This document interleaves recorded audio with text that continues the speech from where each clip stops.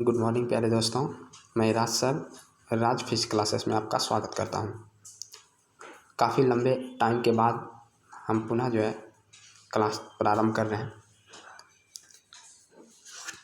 Exam 2022 के लिए हम लोगों ने एक नया सीरीज स्टार्ट किया है, जिसमें सब्जेक्टिव के साथ साथ आपको ऑब्जेक्टिव भी कराया जाएगा, जो कि आपके एग्ज़ाम के लिए काफ़ी इम्पोर्टेंट होने वाला है। तो चलिए हम लोग देखते हैं आज का पहला क्वेश्चन है कि प्रकाश छोटे छोटे कणों से मिलकर बना है। प्रकाश छोटे छोटे कणों से मिलकर बना है, जिसे क्या कहते हैं?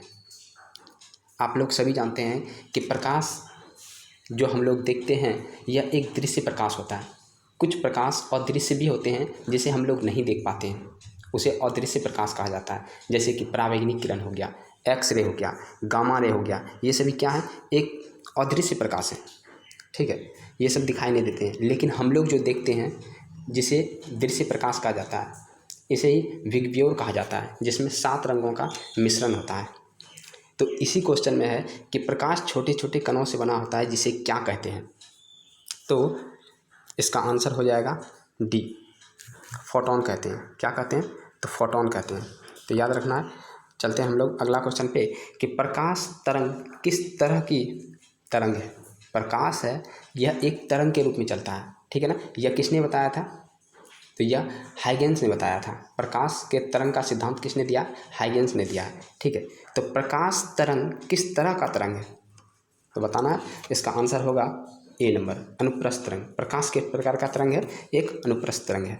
अगला देखते हैं, तीसरा नंबर क्वेश्चन है, प्रकाश का तरंग सिद्धांत किसके द्वारा प्रतिपादित किया गया था? अभी हम जस्ट बताए कि प्रकाश का जो तरंग सिद्धांत है यह किसके द्वारा? तो हाइगेंस के द्वारा दिया गया था। और ये न्यूटन के द्वारा क्या दिया गया था? तो न्यूटन के द्वारा कणिका सिद्धांत को दिया गया था।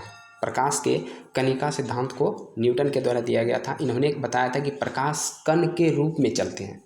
ठीक है ना? तो आगे चलते हैं हम लोग चौथा नंबर पे। निम्नलिखित में से कौन सी प्रघटना या निर्णय लेने में सहायक होती है कि प्रकाश एक अनुप्रस्थ तरंग है? तो अब देखिए, यह बताना है कि यह प्रकाश एक अनुप्रस्थ तरंग है, यह किसके द्वारा हम लोग प्रूफ करते हैं? तो यह होगा ध्रुवीकरण, पोलराइजेशन के द्वारा हम लोग यह प्रूफ करते हैं कि प्रकाश क्या है? एक अनुप्रस्थ तरंग है। तो चलते हैं हम लोग नेक्स्ट क्वेश्चन पे। 6 नंबर क्वेश्चन कहता है, किसने सर्वप्रथम यह दिखलाया कि प्रकाश तरंगों का विवर्तन होता है? किसने सर्वप्रथम यह दिखलाया कि प्रकाश तरंगों का विवर्तन होता है? तो अब यहाँ सबसे पहले बताना है कि किसने बताया था कि प्रकाश तरंगों का विवर्तन होता है।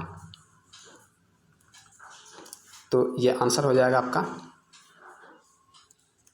आंसर हो जाएगा यहाँ पे ए नंबर, ग्रेमाल्डी ने बताया था कि प्रकाश तरंगों का क्या होता है? विवर्तन होता है। अगला देखते हैं नंबर 7, प्रकाश विद्युत प्रभाव का प्रतिपादन किसने किया? प्रकाश विद्युत प्रभाव का प्रतिपादन किसने किया था?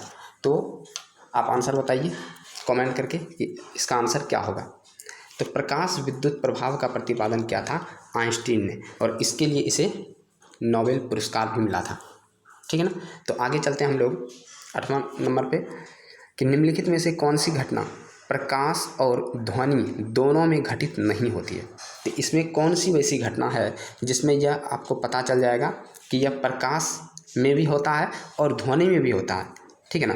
तो प्रकाश और ध्वनि में क्या होता है? अपवर्तन भी होता है। ध्वनि का भी अपवर्तन होता है, प्रकाश का भी अपवर्तन होता है।